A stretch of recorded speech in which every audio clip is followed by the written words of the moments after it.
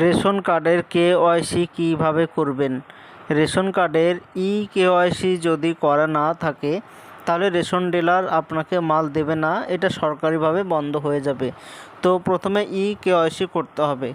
তো ই-কেওয়াইসি আপনার মোবাইল কিংবা কম্পিউটার থেকে দুটো থেকেই করা যায়। তো ই-কেওয়াইসি কীভাবে করবেন তো সেটি দেখার জন্য ভিডিওটি সম্পূর্ণভাবে দেখতে থাকুন। আমাদের এই চ্যানেল থেকে অনলাইনে সব রকমের তথ্য সবার আগে দিয়ে থাকি। চ্যানেলটিকে সাবস্ক্রাইব করে পাশে থাকবেন যাতে নতুন নতুন ভিডিওগুলো আপনার কাছে পৌঁছে যায়।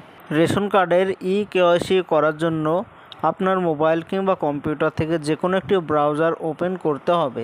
সার্চ অপশানে এসে লিখতে হবে WB ফুড, এটি লিখে সার্চ করে দেবেন। প্রথমে যেটা এসেছে food and supply department, government of West Bengal লেখা আছে, তো এইটাতে ক্লিক করবেন।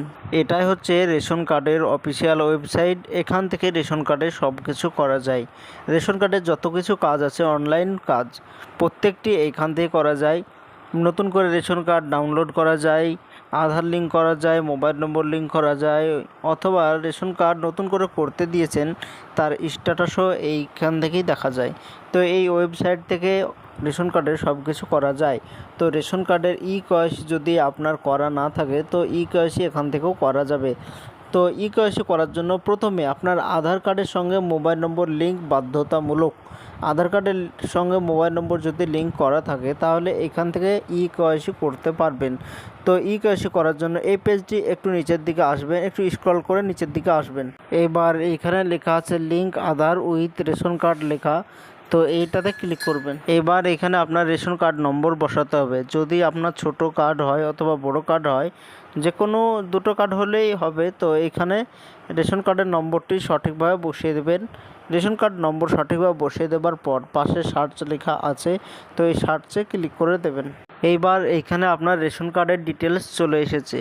তো এইখানে আপনার নাম প্রথমে শো হয়ে গিয়েছে, এরপরে আপনার বাবার নাম শো হয়ে গিয়েছে, এরপরে আপনার আধার কার্ড নম্বরের শেষে 4টি অক্ষর দেখতে পাচ্ছেন, আপনার মোবাইল নম্বর লিঙ্ক করা আছে সেটাও দেখতে পাচ্ছেন, এবং এই রেশন কার্ডে আধার নম্বর লিঙ্ক করা আছে। এর মানে এই রেশন কার্ডে ই-কেওয়াইসি করা আছে। যদি আপনার ই-কেওয়াইসি যদি করা না থাকতো তাহলে এখানে আধার কার্ড নট লিঙ্ক লেখা থাকতো। যদি রেশন কার্ডে আধার কার্ড নট লিঙ্ক লেখা থাকে তাহলে এইখানে টিক চিহ্ন দেবেন। এইখানে টিক চিহ্ন দেওয়ার পর পাশে সেন্ড ওটিপি লেখা আছে, এই সেন্ড ওটিপিতে ক্লিক করে দেবেন। আপনার আধার কার্ডে যে মোবাইল নম্বর লিঙ্ক করা আছে সেই নম্বরে একটি ওটিপি যাবে, সেই ওটিপি দিয়ে সাবমিট করলে আপনি সঠিকভাবে ই-কেওয়াইসি করা হয়ে যাবে সাকসেসফুলিভাবে।